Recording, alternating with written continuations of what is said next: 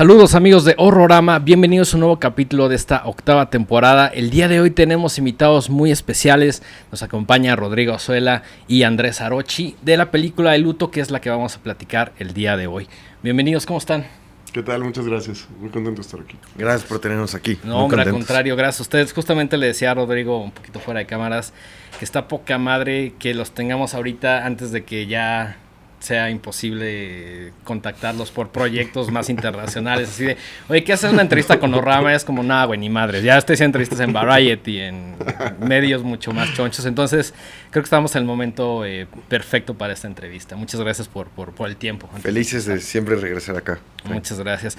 Oye, Andrés, cuéntame un poquito de la película de Luto y te voy a comentar cómo llegué a ella y a tu trabajo.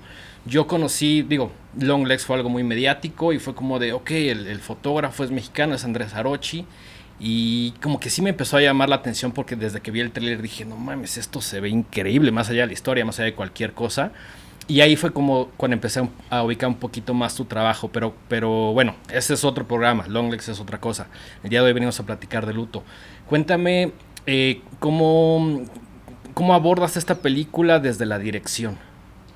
Pues Luto fue un proyecto personal. Nació en 2018, decidí con mi mejor amigo Gonzalo Romero, que es escritor, y decidimos irnos a escribir, a cerrarnos a escribir un guión.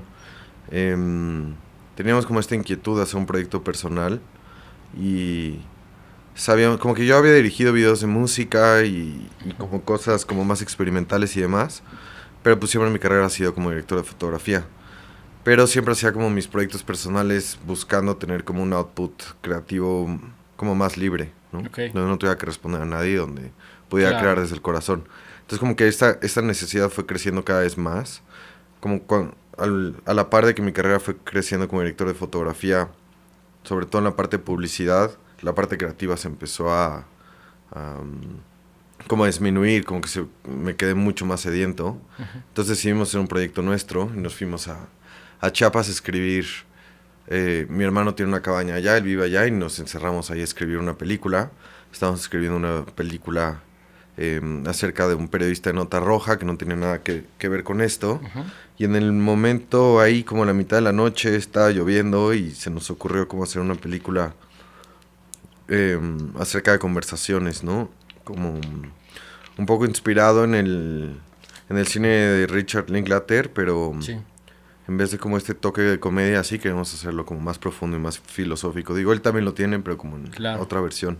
Y y salió como una broma o algo ahí, y seguíamos trabajando en la película y se nos volvió a ocurrir otra cosa, y bueno, ¿y por qué no platicamos acerca de la muerte? No, bueno, y como que tomó control de nosotros la idea, y fue como, bueno, pues dejemos la otra película a un lado, como que esta quieren hacer. Okay. Y decidimos como empezar a conceptualizarla, y la conceptualizamos como por 2 años. Era originalmente toda en Islandia y el chiste era como filmar estos paisajes. Okay. Y era alguien solo viajando por Islandia y eran las conversaciones que tenía con la gente que iba conociendo. Okay. Luego llega la pandemia, y dijimos, bueno, lo hacemos en América, es un viaje de un mexicano que se va de aquí a Alaska. La pandemia empeora y ya no hay fronteras, entonces lo hacemos todo en México, y ahí fue cuando el proyecto terminó de cuajar.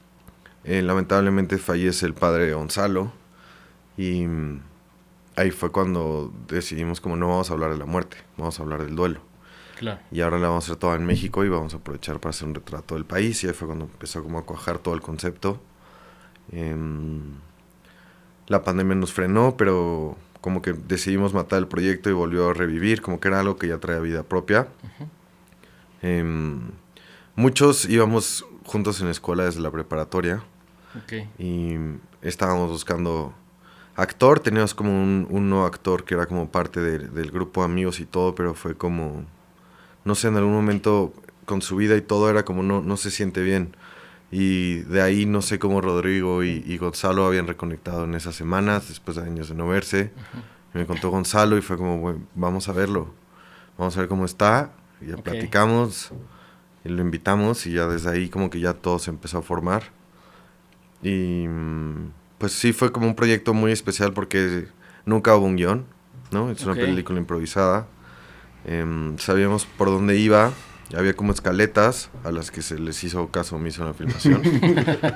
nunca salieron, pero teníamos como una idea clara de hacia dónde queríamos ir y el ejercicio que queríamos hacer, ¿no? Sobre todo la cruza entre ficción y documental y buscar estas historias reales para que la gente pudiera hablar desde el corazón, ¿no? De acuerdo. Sí, algo que me llamó mucho la atención, yo la verdad es que vi el póster, sabía que la dirigías tú y eso me llamó mucho la atención y dije, bueno, no puedo saber qué va de la historia, pero sé que la película se va a ver increíble. Porque además también está contigo en la parte de fotografía Galo Olivares, ¿no? Que para mí es como ver a los Chicago Bulls en los 90, ¿no? Así como un Dream Team, así de, güey, si yo hice una película, ojalá y me alcanzaba para contratarlos para que se vea increíble, ¿no? Pero esta semana tuve la oportunidad de ver la película y me encantó. Se me hizo una película sumamente mexicana. Ahora que mencionabas a Richard Linklater, una de mis películas favoritas es Waking Life. Y me recordó muchísimo a Waking Life en el sentido de decir, ok, pues este es como es la historia de este chavito que tiene un accidente y no sabe si hay muchas teorías alrededor de la película, pero como estos 5 minutos de actividad cerebral, donde él empieza a participar o a ver como algunos diálogos filosóficos muy clavados. Yo la vi cuando estaba bastante morro y fue como de, no entendí ni madres, pero me encantó lo que vi. Y luego ya con una visión más adulta como que empecé a agarrarle el pedo, ¿no? Sí. Pero siento que hay mucha influencia de Linklater, aunque es una película completamente diferente, ¿no? Para empezar, ese es Rotoscopio. Acá, obviamente, tiene la fotografía tuya y de Galo, que se ve increíble. Y creo que, en realidad, la referencia más grande de él es Slacker, ¿no? Que es esta película, son puras conversaciones en Austin.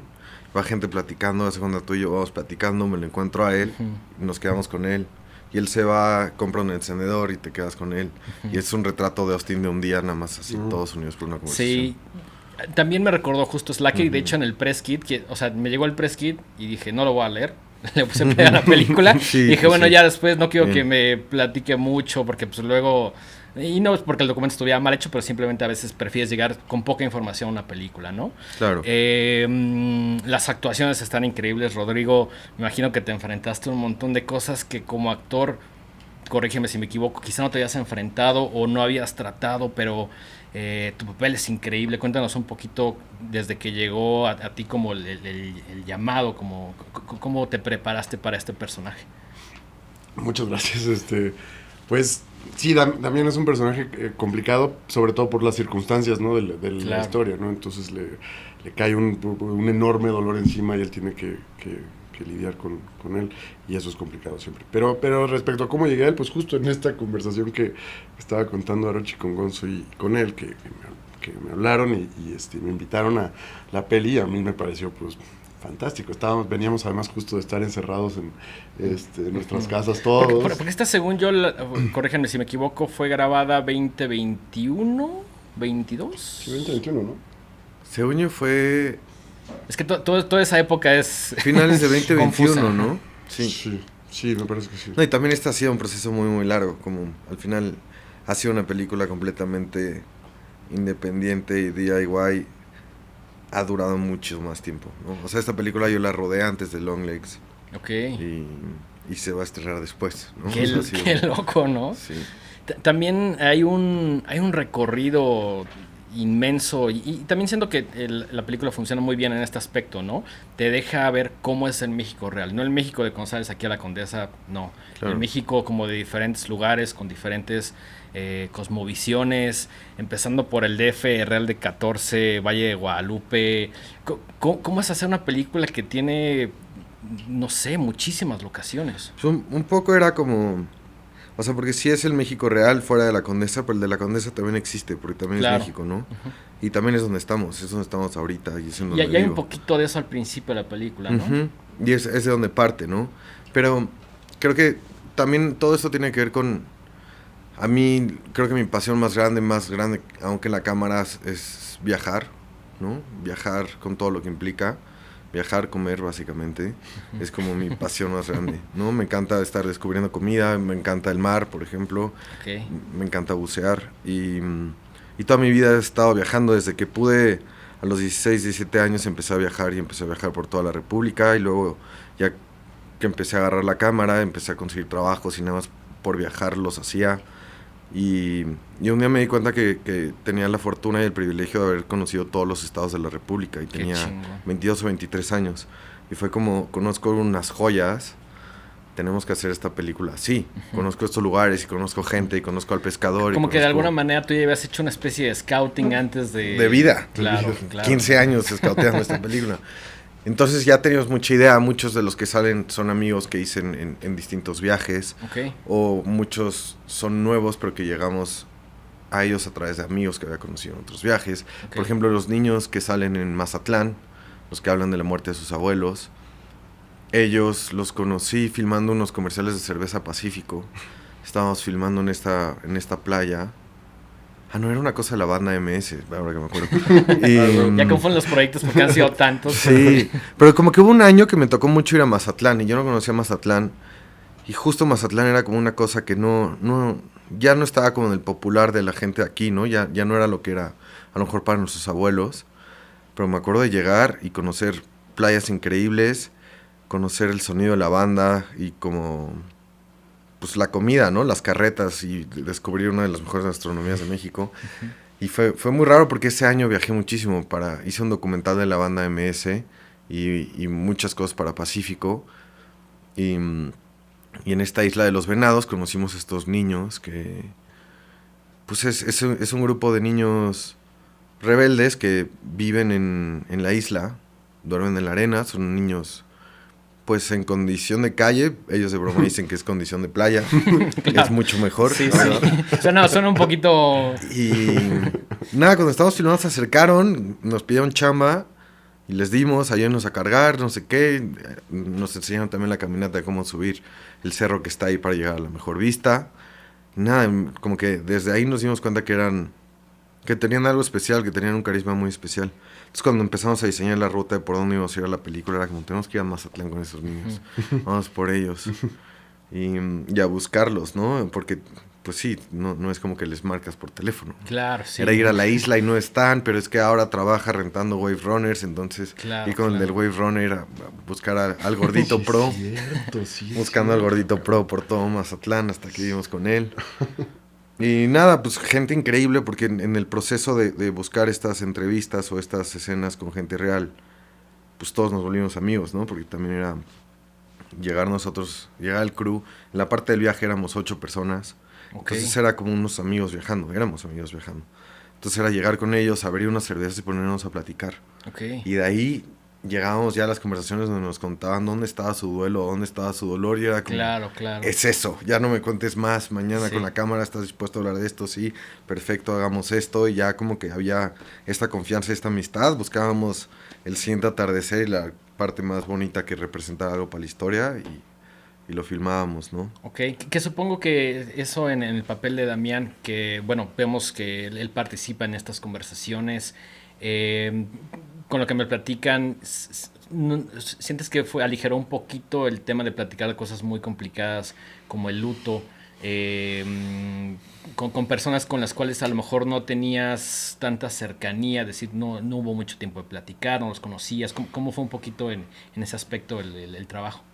Para mí esa parte yo creo que fue la más complicada y de hecho fue con estos chavitos de Mazatlán con los que pues fue la primera conversación creo que tuvimos, sí, ¿no? Entonces, sí. Pues realmente sí es una cosa que nunca había hecho yo, este asunto de actuar, pero estar entrevistando a alguien que está pues, interpretándose a sí mismo, esta cosa de, normalmente cuando actúas pues generas una complicidad con la persona con la que estás enfrente, de bueno, nosotros estamos en esta fantasía juntos, ¿no? Y también como, bueno, ellos son actores, ¿no? Que aquí no es el caso. Exacto. Aquí, pues, es gente real, ¿no? Entonces ahí como, también por la complicación de que no tener los diálogos puestos, pues realmente es nada más, necesitas sí pararte muy adentro del personaje y pues de lo que está pasando, pero sobre todo y esto es también para cualquier otra forma de actuación, de andar, te exige estarlos escuchando y estar viendo qué demonios están diciendo para ver si encuentras por dónde. Sí. Y a mí esa primera escena a mí me costó un trabajo brutal. Realmente los que las mega salvan son estos morros, porque realmente, bueno, tienen además primero una generosidad de contarnos a nosotros sobre cosas medio tremendas. Pero además de tenerme la paciencia a mí de yo andar buscando cómo meto a Damián en la escena. Al final, y bueno, eso ya lo fuimos aprendiendo, lo fui aprendiendo yo conforme avanzaban las entrevistas. lo más difícil siempre fue hacer lo menos posible. Pero ese era el truco. Claro, ¿no? Entonces, nada más estar bien presente, abrir los ojos y las orejas y dejar la cosa fluir, ¿no? Pero lograr eso, o sea, tener la confianza de hacer eso y poder y estar en un contexto donde eso es posible, pues es muy difícil y es muy raro y es un milagro. Entonces, pues sí, creo que esa fue la complicación. Pero también o sea, salías muy, sobre todo después de esa entrevista, salí muy inspirado de estos niños. Pero también con una idea de, Rodrigo, te la tienes que rifar un chingo más que esto. Así porque si no te van a romper la cara. Porque como si están hablando cosas reales, fuera de ficción, pues esto como actor, pues te desentona. O sea, huevo estás acostumbrado a vivir en una ficción. Ajá, ¿no? Y la ficción, por más que, aún con actores extraordinarios, la ficción es un tono también, es una manera de estar. Y entonces cuando conviven en la misma pantalla, la forma de estar de la ficción y la forma de estar de la naturaleza y de la realidad, pues es muy claro. O sea, no hay manera de fingir, no hay escritor que pueda escribir las cosas que nos dijeron esos cabrones, ni muchos de los que entrevistamos. No, sería imposible. Ni actor que lo pudiera improvisar tampoco, ¿no? Entonces, esa fue la cosa complicada, pero te digo, al final lo complicado era nada más soltarte, ¿no? Y no meterte También tanto. teníamos muchas discusiones acerca de la moralidad o la ética de lo que estábamos haciendo. Claro, ¿no? Porque es como de, bueno, yo a lo mejor chilango privilegiado voy a comunidades, que sí hay mucho las comunidades indígenas también, claro. Como a entrometerme un poco en su vida, ¿no? ¿Cómo tomaron este tema de decir hasta qué punto sí, hasta qué punto no? El tema del privilegio surgió desde la conceptualización y decidimos nada más como aceptarlo, ¿no? Lo tenemos, vamos a hacerlo y vamos a hacerlo más honesto. Claro. Y es una película que habla de nosotros, entonces no podemos ocultar ese privilegio. Claro. Pero la moralidad y la ética que nos preocupaba tenía más que ver con el dolor de ellos, ¿no? Como Rodrigo porque esto salió de ti, ¿no? Tú fuiste el primero en sentirlo, en decirme, estoy enfrente de las madres buscadoras, nos están contando una escena fortísima, las peores tragedias que has escuchado en tu vida, ¿no? Sí. O sea, creo que podemos decir como un hecho que no hay peor dolor que la pérdida de un hijo. Claro. Entonces ahora ellos tienen una pérdida de un hijo donde nunca hay un cadáver, donde nunca hay un cierre de duelo, donde fue violento, donde ellas están peleando contra el narco constantemente y donde hay pocas historias peores que eso, ¿no? Sí. Entonces Rodrigo, al llegar con su mentira de es que yo estoy viviendo este duelo, que es falso, era como no siento que sean paralelos. Claro. Y cómo yo me atrevo a ponerme una paralelo ficticia con su dolor real. Y ahí sí tengo la duda, o sea, tú llegabas y les decías como si el duelo hubiera sido real. Bueno, esto lo dice sobre todo Archie en las conversaciones previas, ¿sí? ¿Cómo nos vamos a parar enfrente de las madres buscadoras? Claro, y ¿cómo claro. vamos a hablar de mis dolores y de la ficción y de tal, ¿no? Entonces, pero más bien al contrario, con todas las personas fuimos absolutamente transparentes de que estábamos haciendo una película, que esta era una ficción y que, bueno... Ficción documental. Exacto. Sí. Y todos sabían que Damián que Rodrigo es actor. Ok, claro. Todos es importante también, ¿no? que ese proceso... Sí, pues sí. Fue una conversación que se tuvo. Porque sí se pensó mucho y si experimentamos, intentamos una donde no digas y una donde sí. Pero fue como mejor, o sea, justo lo que nos hizo sentirnos bien con la idea de comparar un dolor ficticio con uno real fue el que hubiera consenso, básicamente. Claro, sí. Y ellas... Todo el mundo estaba feliz, de compartir su historia. A algunos les dolía, de pronto cuando estaban ahí era como, no puedo creer que te estoy contando esto porque nunca se lo he dicho a nadie. Lo estoy contando enfrente de una cámara. Sobre todo, hay una familia en el Valle de Guadalupe que son 3 hermanos, en realidad ellos son 4, pero uno no estaba, en donde los hermanos grandes están contándole la historia a la hermanita de cómo su padre se ahogó enfrente de todos ellos. Todos estaban presentes y todos se acuerdan, pero pues... Todos tenían distintas edades, entonces la memoria es muy distorsionada. Sí. Entonces están platicando por primera vez en su vida, nunca habían tocado el tema. Entonces es una mesa en su rancho hermoso, donde parece que está todo el privilegio del mundo, pero hay un hueco gigante, ¿no? Que es que el padre no está.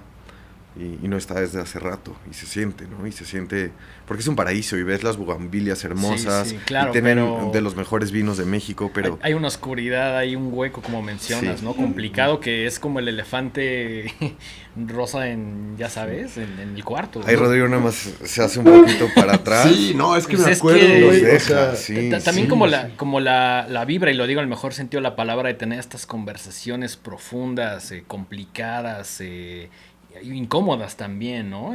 Crea una aura especial, ¿no? y también lo que ocurría por cómo lo fue filmando Orochi es que pues tampoco yo estaba muy preparado para saber qué, o sea, para nada Nadie. estaba listo Sí. para que íbamos a tener esa conversación en ese momento. Claro. Yo estaba me desarmaron totalmente, ¿no? Cualquier cosa que yo hubiera preparado para esa Sí, conversación no, de en mesa. ese momento vale madre, ¿no? A Rodrigo sí le escondíamos más cosas. Claro.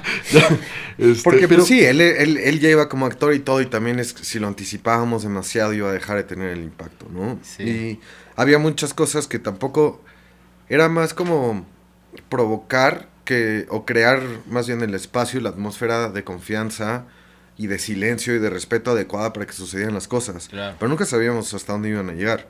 Y fue muy duro. El proceso de edición, quitamos 6, 8 personajes. Ok. Que muchos eran increíbles. Creo que fallidos hay uno, ¿no? Todos los demás eran increíbles, pero era como no podemos tener una película de 5 horas, ¿no? Claro, ajá. Y fue irla recortando y de pronto era como, no sé, está demasiado larga la película y era como, yo ya no tengo corazón para cortar ninguna de estas palabras, Es que- ¿no? ha estado muy cabrón. O sea, supongo que quieres editarlo menos porque todas las historias aportan y todas son diferentes.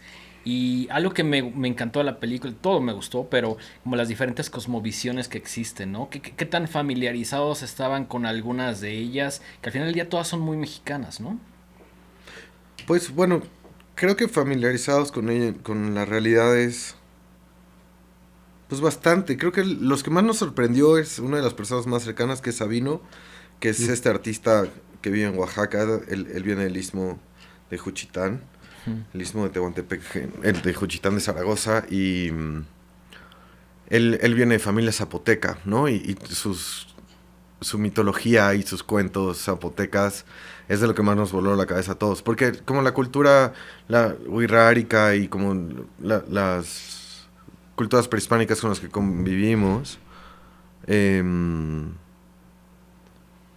un poco ya las habíamos estudiado, ya las conocíamos, habíamos viajado y habíamos tenido esas conversaciones. Okay. Pero pronto tener a alguien como Sabino, que yo conozco más de este contexto en la ciudad, del mundo del arte, lo que sea, y de pronto... Es un pintor, es un artista, ¿no? Sí. Darte cuenta que existe esta profundidad y que existe este conocimiento más allá de lo que adquirió en esta vida, ¿no? Que trae algo ahí especial. Y la generosidad del tipo. Bueno, que eso lo puedes ver con todas nuestras entrevistas, pero la generosidad del tipo de contarnos, y además de contárnoslo con esa ligereza, como si fuera una cosa trivial y que con una historia que a nosotros pues sí, que te vas. Sí, y además con otra concepción de la vida completamente diferente a la que uno tiene el día a día, ¿no? O puedes leer un poco, pero cuando conoces a alguien que vive por esas filosofías, sí dices, ay cabrón, yo tengo la muerte de una manera muy diferente, o sea, un acercamiento muy diferente a la muerte. Y el prejuicio también de cómo se debe de ver un chamán o un sabio, ¿no? Como existe este juicio, porque también fuimos con muchos chamanes que salíamos y eran como, este es completamente un charlatán, ¿no? Y de pronto llegas con una señora completamente normal que no te decía nada, que no disfrazaba ni maquillaba su realidad para nada. Y los voy a ver uno por uno y nada más veías cómo iban saliendo todos, así como llorando, rotos. Y se van a sentir cansados. Y me acuerdo que había unas hamacas ahí en su patio, esto también fue en Juchitán. Y voltear y todos dormidos, pero exhaustos, así dormidos como bebés, todos porque realmente sí te trabajaba, realmente hacía algo, pero ella no le echaba nada de crema a sus tacos. Era una señora que te agarraba la mano, te veía los ojos y la hacía así. Y de pronto tú ya estabas acá. Y decías, madre. No, y de pronto te decía, ¿y por qué no le has dicho a tu mamá? Y era como, cosas que espérate, güey. hablando, sí. Cosas que yo todavía recuerdo que me dijo en ese cuartito extrañísimo pero de cómo fue su rezo y son cosas que yo aún a veces me repito nada más para agarrar fuerzas en la vida, en la vida normal, o sea, y además esta señora que además tenía un vestido de girasoles, entonces para mí era como ya saliendo, ya metido bien en el rollo, pues era como si fuera una sacerdotisa del sol o de algo así como, era algo muy importante, pero justo sin parafernalia, sin humo, sin... Claro, sin estos Chocita estereotipos, ¿no? era más chica que, o sea, la choza Era medía... una covacha, güey. O sea, tenía su casita porque ellos se dedicaban a hacer hamacas. La casa estaba... Sí. O sea, tenía todo lo necesario. Pero donde ella trabajaba era una chocita de lámina de 2x2 y estábamos yo ahí con la cámara, como Carlos, el asistente de cámara, y sonido, Rodrigo metido ahí, todos no cabíamos, y estaba aquí un señor que nunca dejó de hacer hamacas, y la señora se movía por todos lados y no sabíamos si no podíamos cortar, y me acuerdo que nada más era como para panear la cámara y como un paneo bien largo, y era como yo tenía que panear con el brazo para quitar a todos y poder panear y ya sale alguien ahí. Pero increíble, en un momento regresas y está hablando de pedir la luz espiritual, levanta las manos, hace esto y está en la película eso, y le pega un rayo de luz y lo tiene en las manos y todos así como, ¿qué está sucediendo? Qué magia, sí, ¿no? ¿qué está sucediendo? Sí. Oye, y digo, tú eres una persona que ya tiene muchísimo callo en el tema de la fotografía en el cine. ¿A qué nuevos retos te enfrentaste con Luto? Pues a no tener nada. No teníamos nada. Realmente era como un tripié como estos. Un tripié de ligero. Era una cámara muy chiquita. Pero más que ventaja, creo que eso nos dio como el privilegio. Porque a los lugares a donde llegamos, ¿no? Sobre todo me acuerdo mucho de en la Isla Concepción. Subimos un volcán como a las 3 de la mañana para cachar el amanecer allá, y de mis tomas favoritas es Dalia llorando allá arriba. Y nada, como que con unas cámaras de cine, con los tripiés de cine, con lo que se acostumbra, sobre todo con el crew, hubiera sido imposible despertarnos a las 3 de la mañana que echaran un hike de 4 horas para luego filmar. Claro. Y eso, la verdad, como que la falta de equipo, de que no teníamos luces ni nada, al revés, nos dio como mucha ventaja de cómo llegar ahí. En la parte técnica lo más difícil es que eran diálogos improvisados a una sola cámara, ¿no? Entonces era un reto, saber cuándo moverme yo para cómo cortar y tener que estar editando ahí presente. Eso fue la parte más complicada, pero en cuanto a lo técnico y las herramientas, fue un verdadero placer tener un kit tan ligero que nos subíamos a lanchas, a motos, hicimos lo que podíamos para llegar a lugares con muy poca gente y eso creo que le da algo muy especial. Sí, la verdad es que la película siento que es forma y fondo, ¿no? Y platicando un poquito de la forma de cómo se ve el trabajo de fotografía es soberbio, ¿no? Y es una palabra que no utilizo todos los días, ¿no? Yes. Cuéntame un poquito cómo fue trabajar también con Galo. O sea, cómo agarras... Digo, hay una conexión porque también es mexicano, no sé cómo se conocieron. Bueno, Galo es de mis mejores amigos y es... yo creo que Galo y Sebastián Lechuga, quien hizo la música, son como los colaboradores artísticos más cercanos que he tenido en mi vida, ¿no? Como llevamos 15 años haciendo cosas juntos en distintas maneras, distintos puestos, rotamos. Entonces Galo tiene como una sensibilidad muy similar a la mía. Cuando nos conocimos veníamos dos personas de contextos completamente distintos. Yo tenía 21 años y él tenía 31. Había un gap de edad grande, pero estábamos como en la misma búsqueda, un poco de la misma manera, y desde ahí nos hicimos muy amigos y hemos hecho un montón de proyectos juntos. Entonces era muy natural hacerlo con él. Nosotros filmamos una semana en la Ciudad de México con un crew un poco más normal. Eran 20, 30 personas y había un director de arte y había un equipo, y es donde hacemos todas las escenas del principio y las casas y donde hay más actores. Como la parte de ficción, sí. ¿no? Okay. Y entonces justo yo necesitaba ayuda porque no podía hacer todo, sobre todo si iba a tener 6, 7 actores a cuadro. No podía estar fotografiando y preocupándome del foco, la luz. Entonces Galo vino a hacer esa semana y fue un verdadero placer, la verdad la pasamos muy bien porque también fue un poco como el padrino de... su inteligencia emocional también siendo, creo que es el más grande del crew probablemente. Las primeras semanas era donde a Daniela Valdés, que interpreta a Dalia, la llevábamos más para adentro, ¿no? Al dolor. Y al ser mi primera película, al no tener mucha experiencia trabajando con actores, también es la primera película de Daniela, pues creamos una gran sinergia también de la mano de Osvaldo, que era es un coach de actuación increíble. Encontramos muy rápido cómo llevarla ahí, pero lo que no nos dimos cuenta era que la teníamos que sacar también, ¿no? Que es algo que en todas las entrevistas, workshops, lo que sea que puedas ver con directores, te hablan de cómo llevar a un actor a donde quieres, pero nadie habla de que hay que sacarlo. Claro. Porque creo que en el mundo de Hollywood y así, realmente no importa, te vas a tu camerino y es tu problema, tú sales ahí. Pero aquí no, aquí éramos amigos y aquí estábamos aquí ahí, sigue estábamos otra locación, viajando. o tenemos que continuar con el proyecto. Sí, o 4 horas de carretera, claro. ¿no? Y estás sí, al lado de ella. El personaje ya está en otro trip mental, ¿no? Y es tu amiga y te interesa también qué se está sintiendo. Y también hay una culpa como director de que yo estoy provocando todo esto y la estoy dejando ahí, ¿no? Y Galo, muy listo, me acuerdo que ponía música en su celular y ponía siempre esta canción de Feliz Feliz de Banda El Mexicano. Gran canción. Y hacía que todo el crew bailara. Entonces ya era como corte, la tenemos, es un rap, Feliz Feliz y todo el mundo a bailar. Y parecía un chiste. Claro, pero cuando se empezó a volver parte de nuestros rituales, y se volvió parte de nuestro ritual, y ya siempre lo hacíamos, y realmente fue la mejor manera de sacar a Daniela, haciéndola reír. Claro. Sí, y el mango, ¿no? El mango, sí. Los guapayazos. El mango relajado. El mango relajado, ¿no? Pero siento que ya es como algo que te regresa un poquito como a la realidad, que te saque ese estado mental, porque el personaje de Daniela también es como este ente fantasmagórico que tiene unas apariciones muy finas, muy que se ven obviamente increíbles, a veces interactuando contigo o acompañándote. Es una película fortísima. Yo neta acabé de verla y dije, ay cabrón, creo que sí mejor había leído el press kit antes de leer. Pero la verdad es que me gustó llegar sin nada, me gustó que me golpeara en la cara la película por los diferentes aspectos. En el tema de la edición, ¿crees que obviamente es muy temprano para preguntar, pero crees que después haya como una especie de director Scott donde digas, ahora sí van las 5 horas? ¿O crees que el proyecto lo quieres mantener como el corte final, por decirlo así? Estoy empezando el estrés postraumático, así como las imágenes de Vietnam. Sobre todo, sí, justo hay un estrés postraumático de todo lo que hemos tenido que hacer. Este es cine completamente independiente, aplicamos a becas, aplicamos a todo, no nos dieron nada.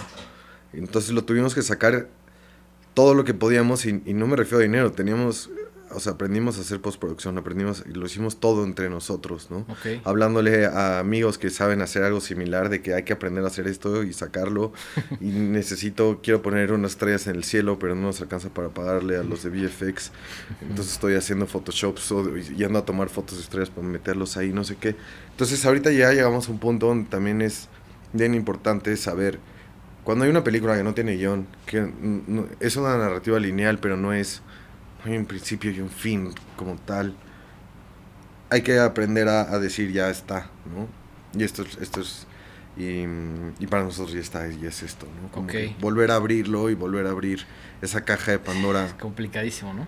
Porque también la verdad es que sí, como para Daniela, como para Rodrigo, todos estuvimos sumergidos en ese dolor y en ese miedo, ¿no? Y fueron muchos años de estar ahí. Sentarte en la sala de edición, escuchar esas entrevistas. Claro. A nosotros nunca nos dejan de poner, ¿no?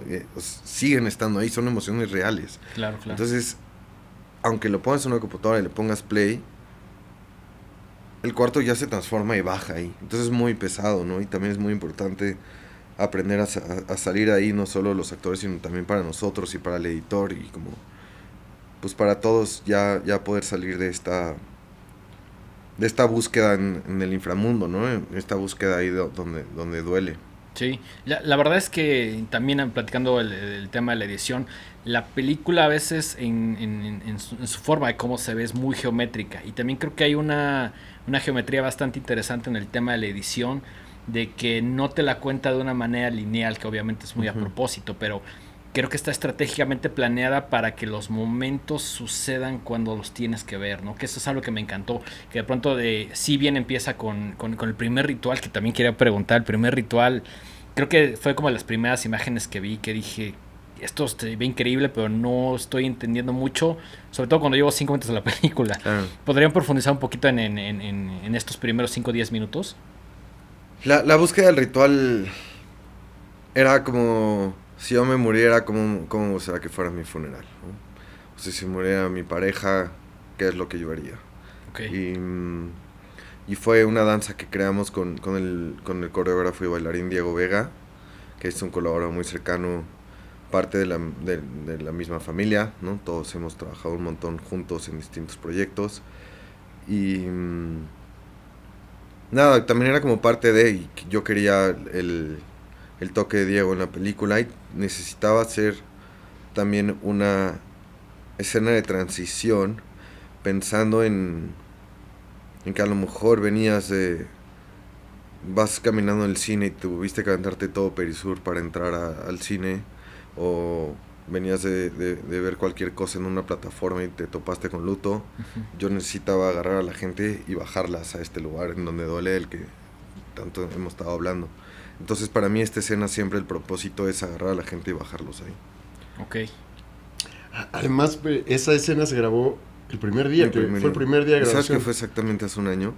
¿Cómo crees? No, hace un año, no, hace 3 años, pero... ¡Qué cabrón! ¡Wow! Sí, te creo. O sea, recuerdo que fue las primeras imágenes que vi antes de saber por dónde iba la película, y pensé que tenía como otra historia, otra narrativa. Digo, el tema de la palabra luto pues me quedaba muy claro, y dije, bueno, va por ahí más o menos.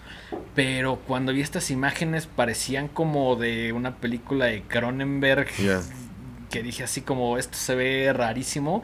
Y tenías muy claro que querías que esta fuera, digo, no solo por cómo comienza la película, que es con el fallecimiento, sino dijiste, esta parte de este rito más ficcionado, lo tenías muy claro de decir, con esto quiero que empiece. Es de las pocas cosas planeadas que se quedaron, sí.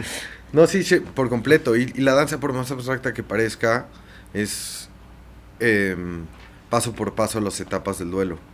Y es una creación por completo de Diego y de su interpretación acerca del duelo, pero sí es todo el proceso, desde cómo se caen, cómo se vuelven a levantar, cómo partes, el enojo, la negociación. Porque antes de ir a filmar estudiábamos muchísimo las etapas del duelo, pensando que significaban algo, ¿no? Tanto no significaba que se nos olvidaron en el primer día. Sí, está esta teoría de las 7 etapas del duelo, ya sabes que el enojo, la negociación, la tal y tal, y eso parecía que iba a ser una de las cosas que iba a estructurar la cosa al final. Bueno, hay cosas que están estructuradas a partir de eso, por ejemplo, el vestuario, los colores, los paisajes están escogidos a través de las etapas, pero al final también hay una historia muy curiosa, porque estudiábamos mucho, ya no me acuerdo cómo se llama, el Dr. Death, que siempre habló del proceso del duelo y hablaba pues desde un lugar como yo lo entendí, y terminó hospitalizado Sí, quien creó, es doctora me parece. Doctora, ¿no? Sí. La que creó, la que descubrió esta idea de las 7 etapas, eventualmente cuando le toca a ella, pues no sí, una cosa es escribirlo y otra vivirlo, ¿no? Claro. Pues la perdió mal. Sí. Le dijeron, ya te vas a morir, son tus últimos días. Y es la desesperación, que además natural y razonable de pues la pésima noticia de tener que irse de aquí, ¿no? Pero pues ahí pararte a decir, ya encontré la fórmula, o esta es la fórmula, y de pronto pues te das cuenta que no. Y creo que también tiene que ver con las cosas más bonitas que encontré, que era a partir de esta cosa de como, no sé si mi si mi dolor vale lo mismo que el de él, porque el de él fue trágico, fue al final entender, porque aparte la gente que más lastimada está o más dolida está, son los que más lo entienden, que una muerte de un gatito, a una muerte de un abuelo, al asesinato de tu hijo, sí son comparables. Sí hay un dolor, y ese dolor es subjetivo. Claro, y es lo que significaba para ti, y es tu apego con eso. Claro. Y no tiene nada que ver con nadie más. Y es completamente comparable, y es como moral y éticamente y emocionalmente válido ser empático a través de eso, ¿no?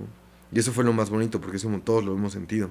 Claro, y por más que suene bien pendejo, si lo has tenido bien fácil y solamente se te murió tu hámster, probablemente te dolió lo mismo que al que se le murió el papá. Bien cabrón. Porque es tu primera pérdida. Sí, y como mencionas, algo completamente subjetivo, ¿no? Cada quien lo toma diferente, y creo que todas estas diferentes maneras e ideas alrededor del luto son completamente válidas, ¿no? Por más distantes que unas parezcan la una de la otra, ¿no? Creo que la película también hace un gran ejercicio en tratar temas sociales importantes, ¿no? El tema de las madres buscadoras, el tema de comunidades indígenas, el tema del narcotráfico también por ahí. En el tema de la edición, supongo que como me comentaban, tenían un montón de footage. Sí planearon un poquito como el tema de decir que quiero incorporar ciertos temas. O sea, hay temas que sí o sí tienen que estar, o fue... Pues por ejemplo el tema del narco fue algo que se trató de evitar, ¿no? Como de las cosas que platicamos, como no hay que hablar de esto, que voy a hablar de esto, pero fue inevitable. Vas a pasar por Culiacán y no hablar de eso es... Sí, claro, sí. sí, tienes que hacerte tonto y cruzar así, ¿no? Claro. Y además de que justo pues viajamos 14,000 kilómetros a través de la República Mexicana, entonces no solo en la ficción tenía que aparecer de alguna manera eso, nos ocurrió en el camino de retenes. 6 veces fuimos parados por narcotraficantes. Por militares con tenis, ¿sabes? Okay. Y vimos, o sea, tuvimos mucha suerte, la verdad es que lo manejaron todos muy bien, pero pues vivimos en un país que... Ya 200,000 muertos, ¿no? En el sexenio, ¿no? Son 60,000 al año. Creo que es uno cada 3 minutos. O sea, ¿sabes? Como lo puedas poner es una brutalidad. Pero, y respondiendo un poco a la pregunta originaria, es... Los personajes más bien los escogíamos de acuerdo a la autenticidad de lo que encontrábamos, ¿no? Llegábamos siempre, y si no conocíamos nada, íbamos al bar del pueblo y platicábamos con la gente y todos tienen un primo que no sé qué, y vamos con el primo y de pronto íbamos a ver si el primo estaba padre para la película, pero te das cuenta que estaba al lado la tía y que la tía estaba increíble y, oye, vamos a platicar, ¿no?, con ella y vamos a sacar... En esta idea de que no está tan planeado, tan guionizado, de decir, bueno, llego aquí con esta idea y a lo mejor la idea va mutando y ahora tenemos más material o a veces tenemos un poquito menos porque seguramente algunas entrevistas probablemente no salieron como las tenían pensadas. Casi no batallamos con eso realmente, o sea, y en la búsqueda de personajes, pues es la magia de México. Sí, que hay, o sea, donde vayas hay personajes increíbles, ¿no? Y también era como luego este prejuicio de... No sé, sí nos tocó ir con algunas personas que daban todo el look, parecía todo lo que estabas buscando. Y al final, la persona que estaba al lado, común y corriente, era realmente quien tenía algo que contar, ¿no? Ok. Y eso era muy bonito, como nada más el abrirte, escuchar las historias de la gente y ir encontrando quién también tiene como una manera peculiar de hablar o de ver su realidad o su historia. Y, por ejemplo, a mí...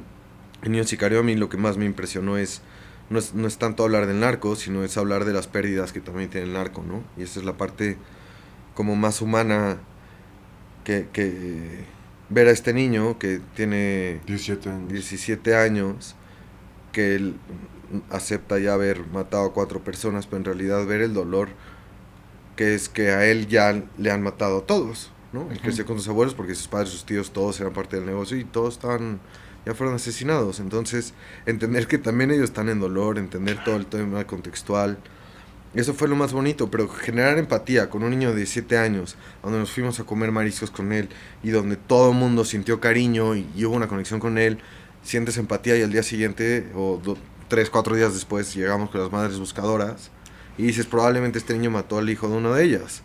Y se te vuelve a romper el mundo. Claro. Es toda la empatía que tenía con el de él, se me acaba de volver a destruir.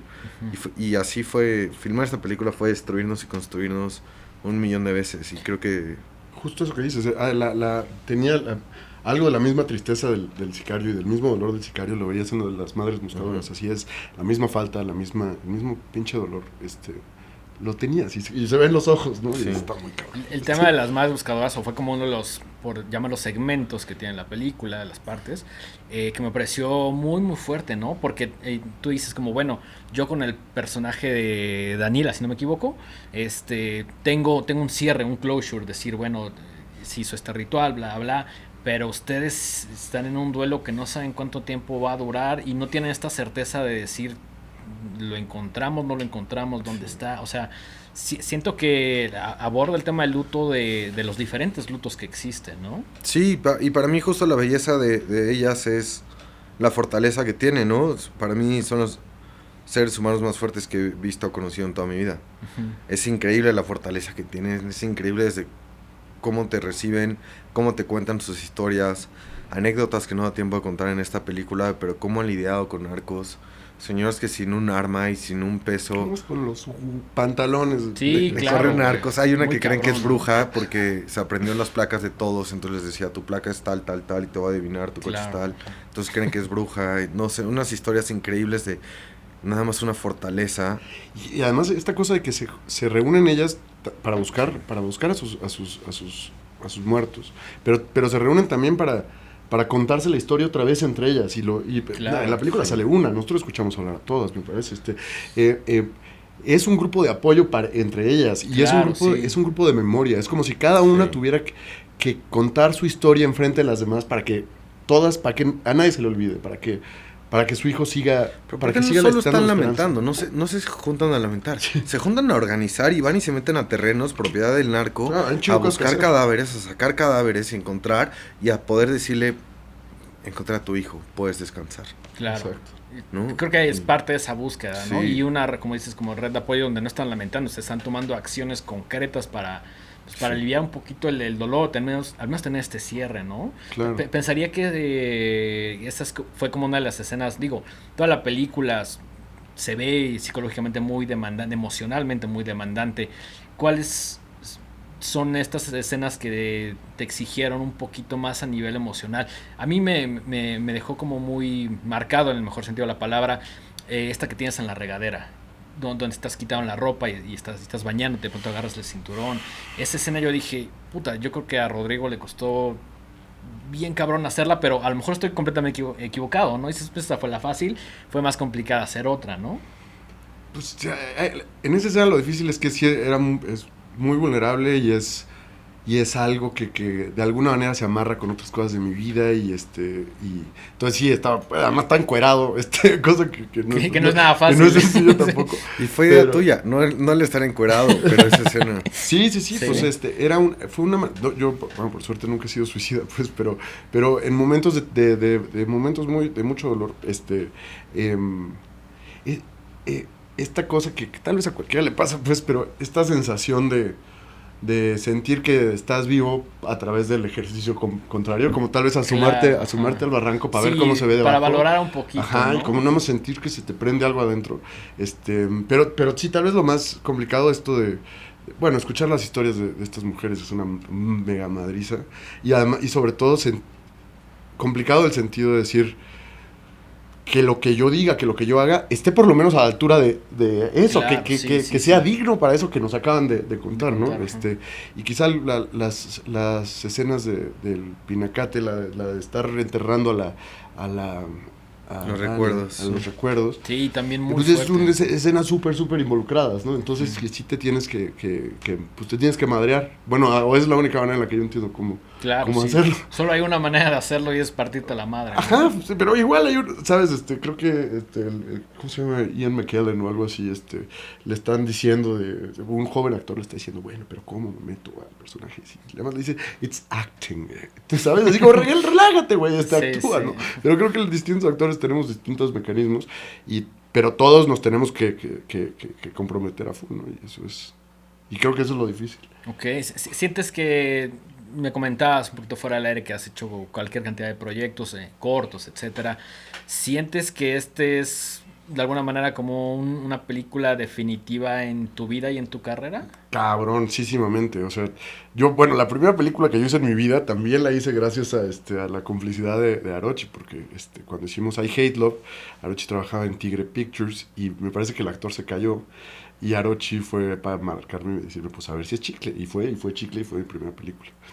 Y de ahí empezó un caminito que pues poquito a poquito se ha ido armando, pero nunca había tenido una oportunidad, primero de trabajar, de tener un papel protagónico, y en una historia tan involucrada, tan densa, y sí, claro, sí, por supuesto es la oportunidad más grande que yo he tenido. Y además se ve muy reflejado en la pantalla, ¿no? Dices, esto no es una actuación que dices, pues ya acabé, cobro mi cheque y nos vamos, ¿no? O sea, yo creo que todavía el tema, por ser tan complicado, quizá todavía sigues, no quiero decir en personaje, pero todavía lidiando con algunos eventos que viviste a través del rodaje, ¿no? Sí, yo creo que sí. Ahorita que hablamos de momentos difíciles me empezaron a subir las manos y es así como ahí la cabeza quién sabe dónde se fue, pero tampoco le quiero rascar mucho. No, y la verdad es que sí todo fue muy difícil. También hubo momentos demasiado divertidos. Sí, claro, sí, no todo puede ser. Incluso en la misma película, yo cuando la terminé de ver, si bien pasé momentos emocionalmente complicados, también me dejó un sentimiento muy chido de decir, esto es México, estas son las diferentes cosmovisiones que existen en un mismo lugar, y como un sentimiento de esperanza de decir, güey, pues no sabes cuándo te vas a morir, ni tu familia, ni tú, ya sabes, disfrútalo, güey, claro. Y te hace valorar las cosas, ¿no? Como con esta escena que platicabas de la regadera. Sí, sí, totalmente. Y además saber que, bueno, pues es la experiencia más universal, esto, obviamente la muerte, pero además que se te mueran los cercanos, es una porquería radical. En todos lados donde lo hemos exhibido, siempre hay una o dos personas que conectan de una manera muy personal con ella, y entonces cuando lo hemos podido exhibir en sala, con público, pues tenemos la suerte que vayan y nos dicen, no, pues es que para mí es mi hermano, para mí es mi mamá, para mí es... Y es una madriza también, pero dices, puta, es que algo de esto tiene sentido, ¿no? Si conectas con la señora que no tendría nada, una señora en la India, que, o sea, en términos de cercanía cultural, pues estamos del otro lado del continente, claro, propiamente, ¿no? Y que conecta de cualquier manera y que siente que esto es... Pues no sé, se me hace una cosa muy honrada, que algo hicimos bien, algo hicimos muy honradamente, sí, para que amarrara con gente tan diversa. En la primera, en la India, en el Festival de Goa, es un festival que da muchísima gente, son cines, salas muy, muy grandes, pero va gente, no tienen ni idea que están viendo, van y se meten. Claro, es como cuando llega una película de India aquí que dices, pues... a ver, ¿no? Pero imagínate que va un montón de gente, o sea, pero muchas, o sea, masas de gente. Madres. Y empieza la sala repleta, llena, y pasan 30 minutos y se empieza a salir gente, y se empieza a salir gente. Vergas. Y se empieza a salir gente y todos nerviosos.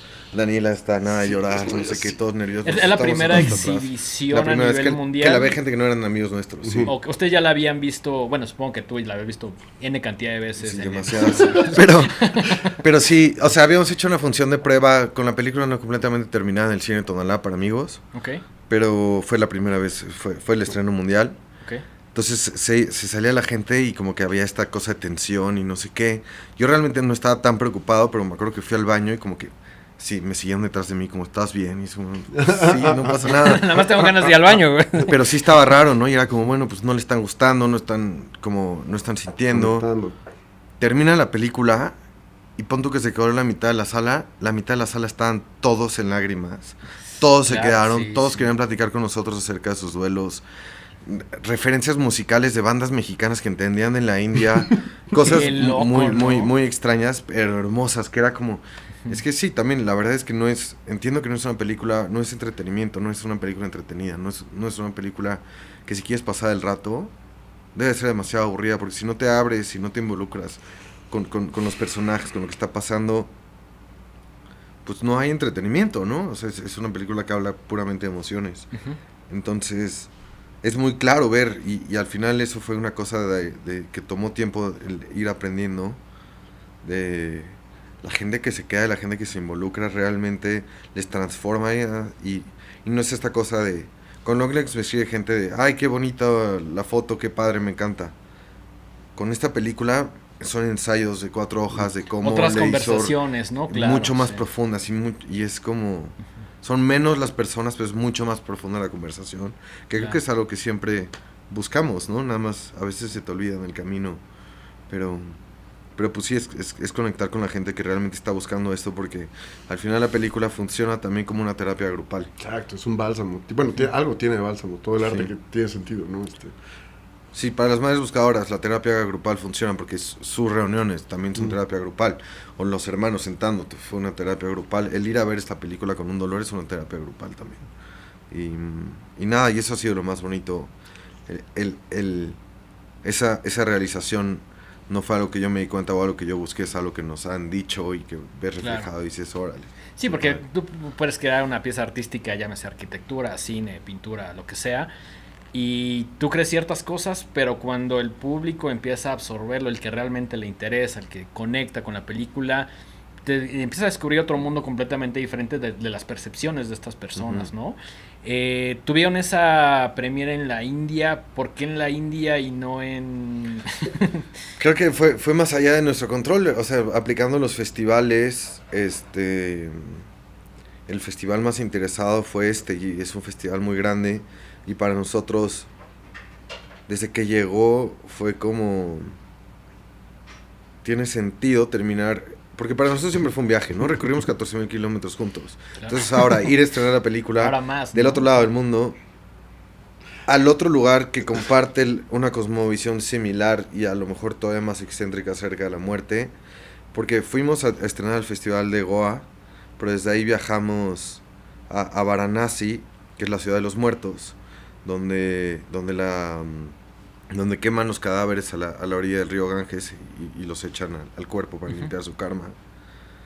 Coincidió que el día que llegamos sin saber era una celebración de los muertos donde los dioses bajaban a nadar en el río y donde llenaban todo el río de velas y donde es completamente la estética de nuestra película. Y debe haber unas fotos increíbles que tomaste, ¿no? Sí, es como, güey, te la pusieron en bandeja de plata. En bandeja de plata, pero sí, de esos lugares donde es como, ya voy a cerrar, ya ni quiero tomar fotos. Tomé una foto de unos cadáveres que fue como el fin de mi búsqueda.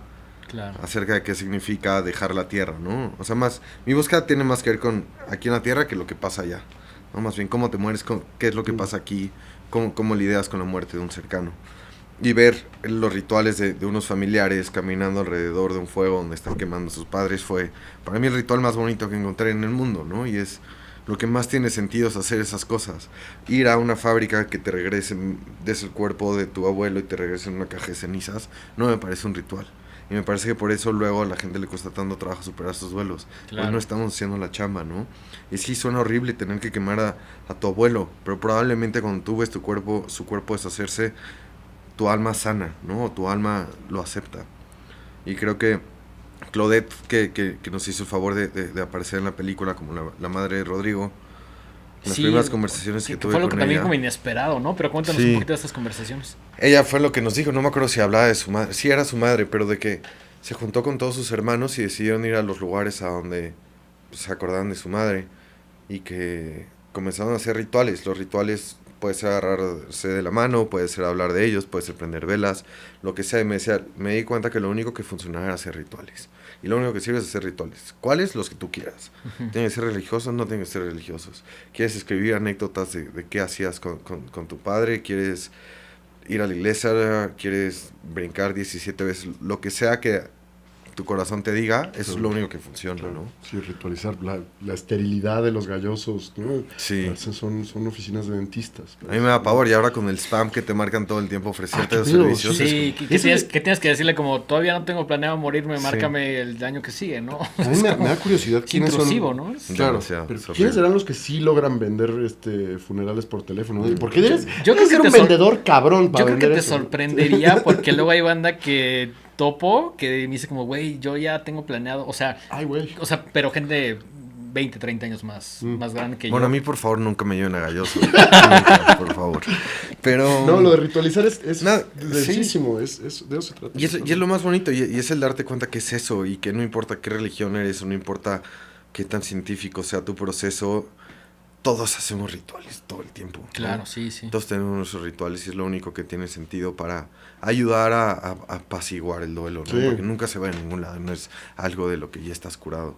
Pero el ritual sí se acaba, ¿sabes? El ritual sí tiene principio y fin, claro. Mientras que el dolor puede ser infinito, ¿sabes? Sí. Que el ritual sí tenga principio y fin te ayuda. Pero lo seguimos haciendo, ¿no? Porque aunque tú ya estés bien con tu duelo, sigues yendo de pronto al cementerio a llevar flores. A lo mejor ya con una sonrisa, pero sigue siendo ese ritual, ¿no? Claro. Y creo que eso fue lo más bonito y fue lo que tuvo todo el sentido del mundo de llevarlo a la India, ¿no? Ok. Y hablando de las actrices, Claudette y Dolores Heredia hicieron como el favor de apoyarnos, de ser parte de la película. Fue algo muy bonito con ellas también porque nuestra manera de trabajar pues era completamente distinta, ¿no? Era como mucho más chico, mucho más humano, todos éramos amigos. Claro. Buscábamos una profundidad distinta a lo común. Y por ejemplo, me acuerdo mucho de trabajar con Dolores y ver cómo ella empezaba a transformar el espacio para ella entrar en su personaje. Que me acuerdo que el último día, la última escena donde Rodrigo está llorando ahí al lado de un cenote, Rodrigo empezó a hacer los mismos movimientos y fue para mí como un cierre muy círculo, muy importante porque Dolores fue un día no solo a salir en escena, sino a subirles la pauta a ellos, ¿no? Así... Uh-huh.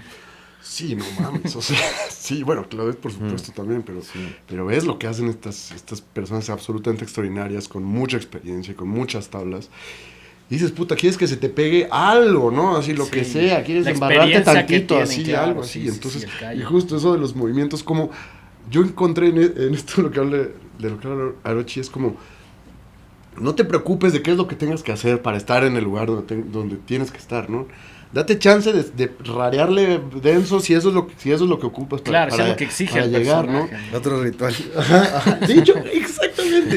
Y eran, bueno, yo lo que estaba haciendo en ese momento era como maneras de hablarme a mí mismo que fueran así como, o sea, suena medio ridículo, pero en realidad es así como, a ver, pues hay que entrar y ábrete y date chance y no hay pedo, y como haciendo sentir seguro al animal interno para que luego se anime a salir, ¿no? Algo, porque da terror estar ahí en una posición de vulnerabilidad, ¿no? Muchísimo. Y entonces, pues sí, lo que fuera que le puedo copiar a Dolores Heredia, puta. Sí, claro, absorberle lo más que puedas, claro. ¿No? Oigan, ¿y cómo es ver la película ya terminada? Decir, ok, la pasamos bien en algunos momentos, la pasamos mal en otros, fue complicado, obviamente hacer cine es de las cosas más cabronas en este país porque nadie te apoya y es complicado y tienes la pandemia y cualquier cantidad de obstáculos, ¿no? Dice Guillermo del Toro, es mover piedras de 1,000 toneladas, ¿no? Sí.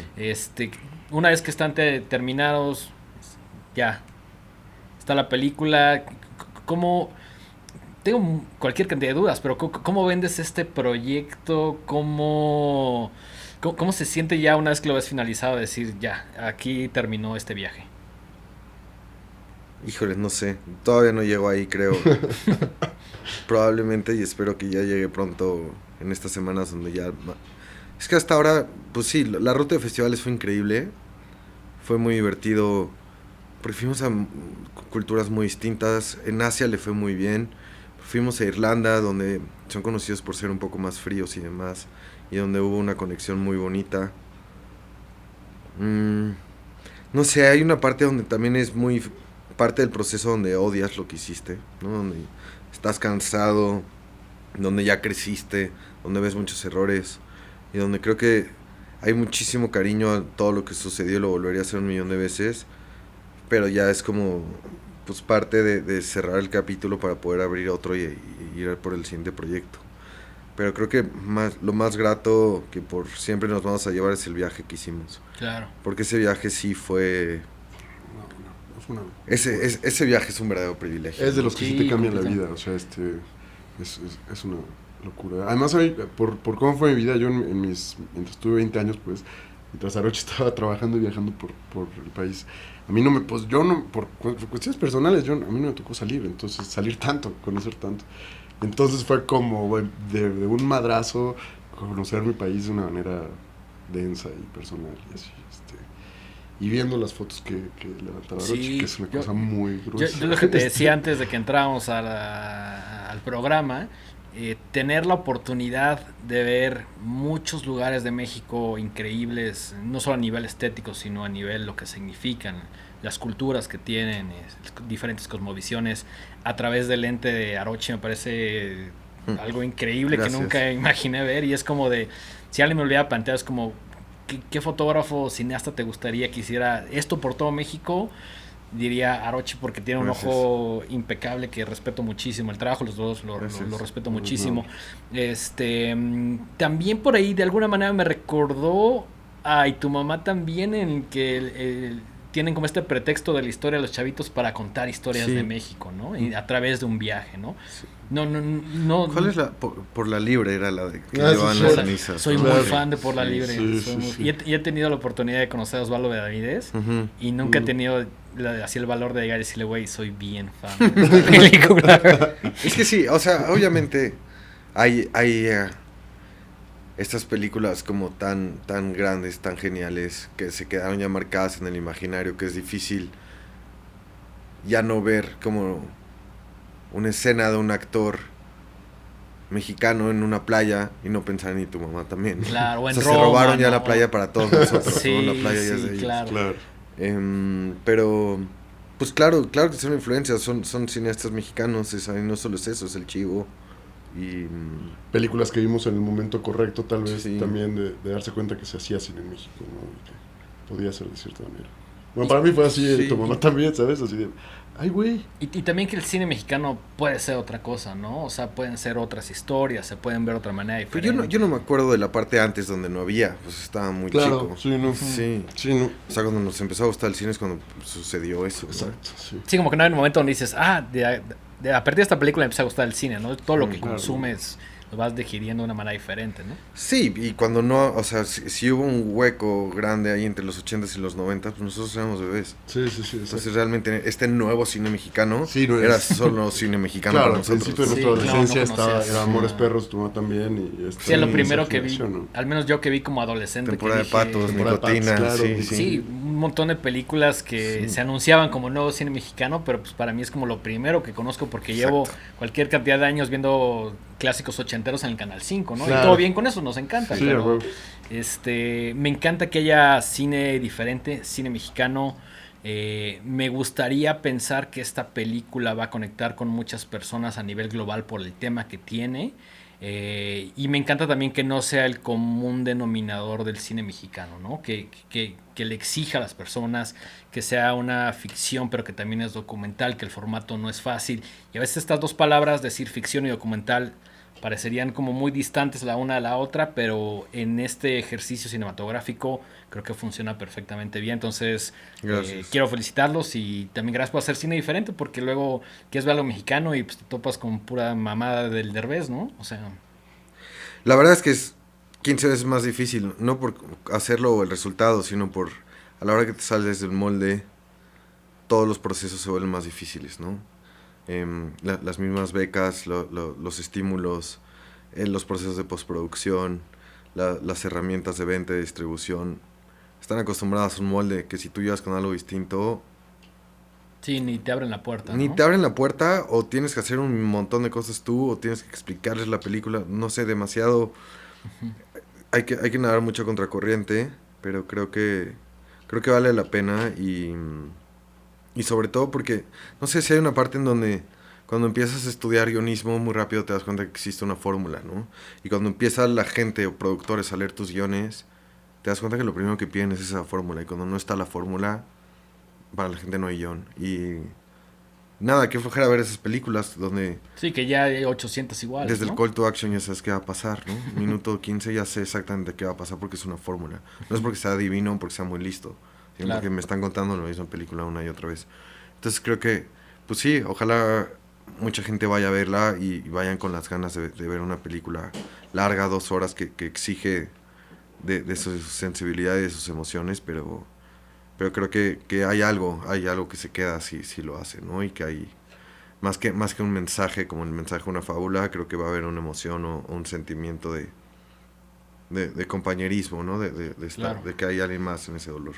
Buenísimo. Oigan, ya para terminar, que estamos llegando a la recta final de este programa, un par de preguntas.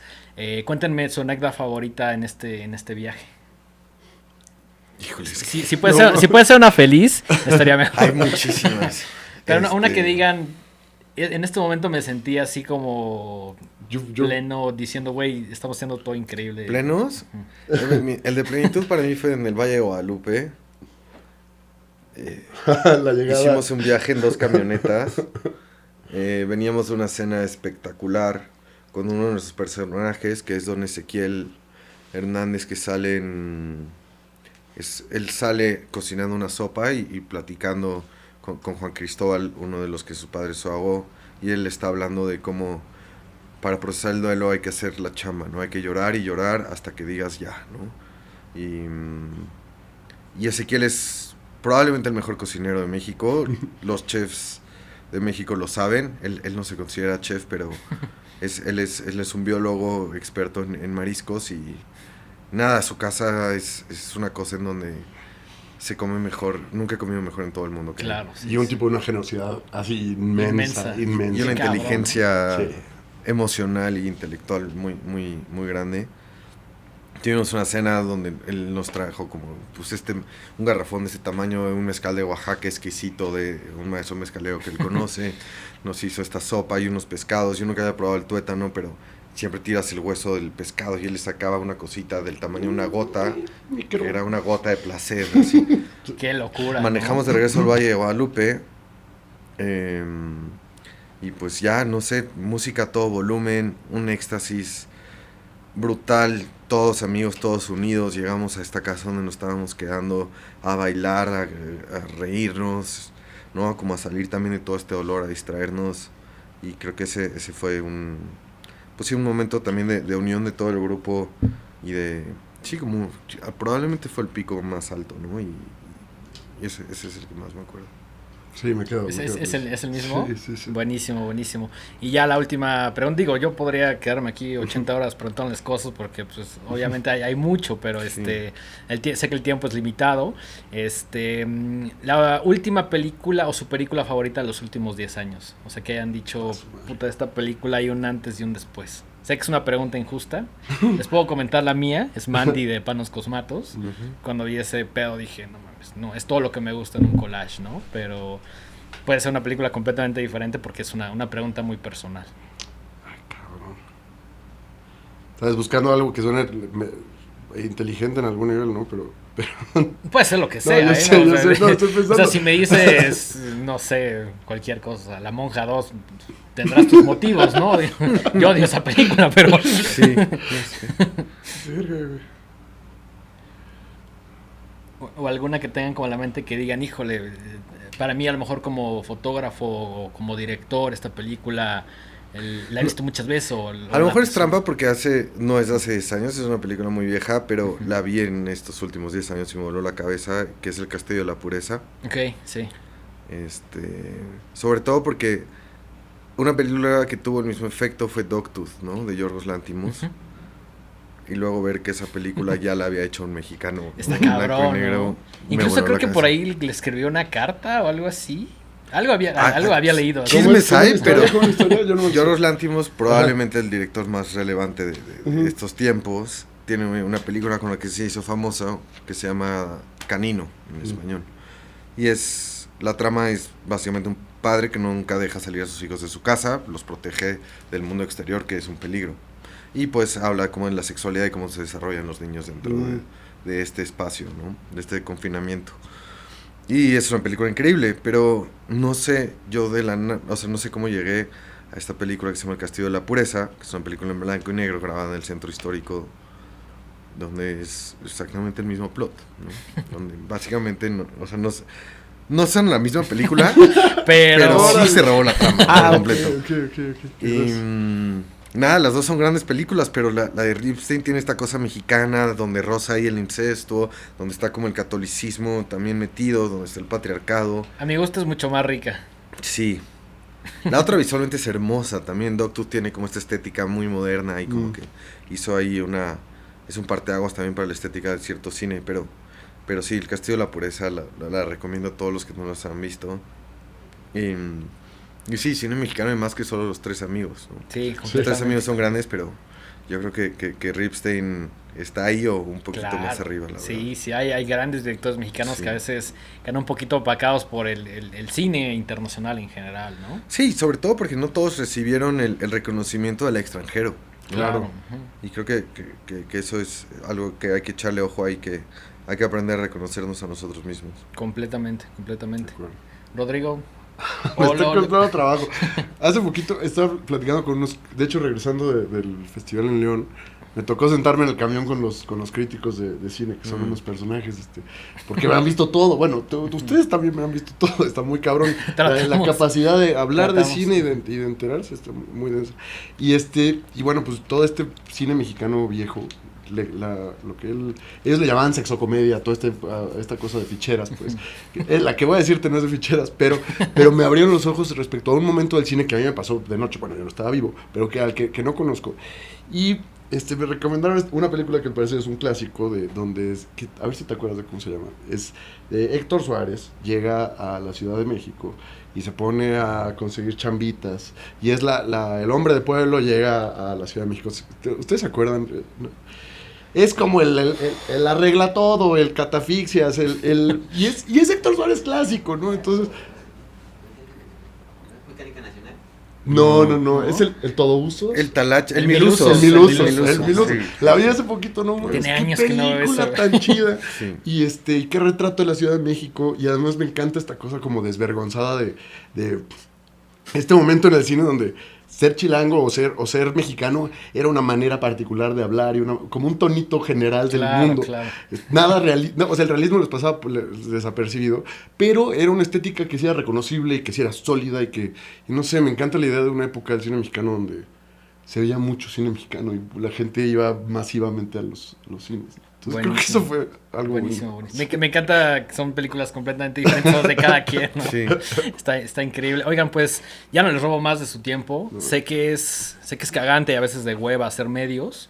Pero y por eso también intenté hacer una entrevista un poquito diferente y que no fuera estos junkets de 5 minutos que personalmente odio. Tener una conversación, tratar de que fuera un poquito más profunda sin habernos conocido. Felicidades por la película, está increíble. Recomiendo fuertemente que la vayan a ver al cine. Yo todavía no tengo la oportunidad de hacerlo en la pantalla grande, pero en cuanto esté voy a ir a comprar el boleto y muy probablemente voy a ir con mi familia porque sé que es algo que también les puede interesar. Vayan al cine a verla. No sé si quieran agregar algo más, sus redes sociales. Sale el 1 de noviembre. 1 de noviembre. Probablemente no vaya a estar mucho tiempo, entonces apúrense, vayan el primer fin de semana. Uh-huh. Que es fundamental para cualquier película, ¿no? Sí, no sé, para los que no sepan cómo funciona, te tiene que ir bien el primer fin de semana para que haya un segundo, y así un tercero, entonces es muy importante que vayan el primero. Redes sociales, yo soy Andrés-Arochi. Rodaspe. Ok. Y la película es Luto-2023. Ok, buenísimo. ¿Algo más que quieran agregar? No, darte las gracias. Fue una gracias muy por la bonita entrevista y fue muy agradable estar aquí. Qué bueno que les gustó. La verdad estaba un poquito nervioso porque generalmente me la aviento con Mike y pues hay un ping-pong ahí medio más interesante. Y que pues ahora me toca echármela a mí solito con 2 personajes que respeto mucho su trabajo, que me gusta. Y esto ya es más a nivel fan, pero pues, o sea, después de haber visto la película dije, verga, qué cabrón.